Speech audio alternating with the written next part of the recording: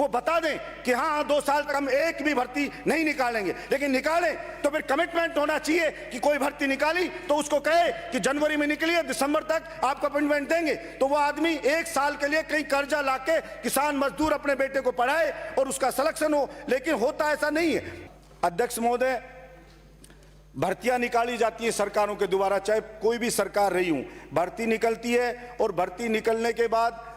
पहली बात तो ये होता है कि निकलेगी भर्ती, जैसे कोई भर्ती अभी निकली हुई 18 में और अभी तक उनका रिजल्ट ही नहीं आया। ऐसे एक भर्ती निकालते 3 से 4 साल तक रिजल्ट नहीं आता है, फिर और भर्तियां निकलती रहती हैं। गांव का बच्चा यहां पे आता है अध्यक्ष महोदय, तो एक मकान कमरा उसको 4,000 कम से कम किराए पे लेना पड़ता है और उसका खाने का ट्रांसपोर्ट का सारा खर्चा मिलाओ तो कम से कम 10,000 रुपए एक युवा के खर्च होते हैं और कोचिंग की फीस अलग देता है। अब एक भर्ती आपने निकाल दी, जैसे आरएस की निकाल दी, आरपीएससी ने निकाल दी भर्ती, और भर्ती निकाल दी 18 में और उसका रिजल्ट आज तक नहीं आया। अब वो विद्यार्थी पहले आरएस की तैयारी करके एग्जाम दे देता है, फिर दूसरी भर्ती निकलती है, फिर दूसरी कोचिंग करता है, फिर उसकी तैयारी में लगा रहता है, फिर तीसरी निकलती है उसमें लगा रहता है, फिर चौथी निकलती है उसमें लगा रहता है। तो हर साल जो आदमी इतनी महंगी महंगी कोचिंग में फीस देता है, 10,000 रुपए महीने के देता है, वो गरीब किसान का बेटा किस तरह से पढ़े? और गरीब किसान जो ये चाहता है कि मेरा बेटा पढ़ लिख करके और सक्सेस हो, अपने पैरों पे खड़ा हो, तो वो बेचारा कितने दिन तक किसान गरीब लड़े? उस गरीबी से, उस मजबूरी से वो कितने दिन वेट करे? अब उसका एक एग्जाम में सिलेक्शन हो जाएगा, फिर दूसरे का रिजल्ट आएगा, फिर कहे दूसरे में भी सिलेक्शन हो गया, फिर तीसरे का रिजल्ट आएगा, फिर तीसरे में भी सिलेक्शन हो गया। अब उसको नौकरी एक ही करनी है, लेकिन उसका शोषण 4 साल तक कर लिया गया। इसलिए मैं मांग करता हूं राजस्थान की सरकार से, हर सरकारें ये बात करती हैं अगर ये कर देंगे हम इनको असुविधा नहीं होने देंगे कि जो आरपीएससी है वो अपना कैलेंडर जारी करे, जैसे यूपीएससी की भी तो होती है भर्तियां, तो आरपीएससी क्यों नहीं कर सकती है? वो अपना कैलेंडर जारी करे कि भाई इस डेट को हम ये एग्जाम करेंगे और इस डेट तक हम इसका रिजल्ट दे देंगे, इस डेट को अपॉइंटमेंट दे देंगे। अगर आप नहीं कर सकते हैं, अगर आपके पास वैकेंसी नहीं है, तो फिर छलावे में क्यों रखती है सरकारें विद्यार्थियों को? वो बता दें कि हाँ 2 साल तक हम एक भी भर्ती नहीं निकालेंगे, लेकिन निकालें तो फिर कमिटमेंट होना चाहिए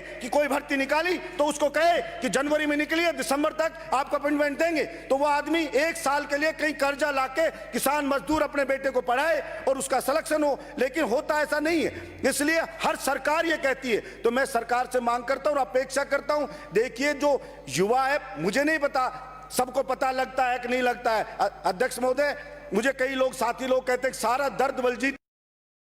यादव ही लेके घूम रहा है, लेकिन मैं कहना चाहता हूं कि कोई भी आदमी अगर उन स्टूडेंट से बात करेगा तो आपको पता लग जाएगा कितनी बड़ी परेशानी में हूं। 1-1 रुपए के लिए मोहताज व्यक्ति कर्जा लाके लाता है, हाई ब्याज के ऊपर पैसा लेके आता है, और हर माँ बाप चाहता है कि बच्चा 1 नंबर से रह गया, वो दूसरे साल कोचिंग कराता है, अब की बार हो जाएगा, उसका एग्जाम का रिजल्ट नहीं आता है, वो सोचता है बेटे को घर नहीं बिठाऊं, वो दूसरी वैकेंसी को निकलती है उसका फॉर्म भरवाता है, उसकी कोचिंग करवाता है। कोचिंग सेंटर है वो 1.25 लाख रुपए 1-1 साल के ले लेते हैं, 1.25 लाख रुपए रहने खाने का खर्च हो गए।